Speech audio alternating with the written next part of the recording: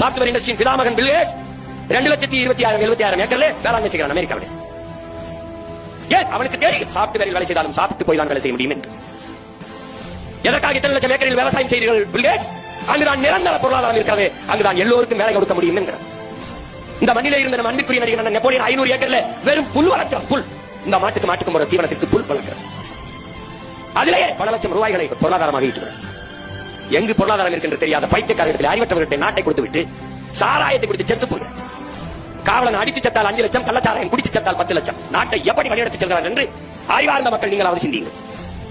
மேய்ச்சல் காட்டை எங்கள்கிட்ட கொடுங்க, இல்லை என்றால் ஓட்டுரிமை இருந்தால் தான் மதிப்பீர்கள் என்றால் எங்களுக்கு ஓட்டுரிமை கொடுங்க. இதுதான் ஆடு மாடுகள் நமக்கு வைக்கிற கோரிக்கை.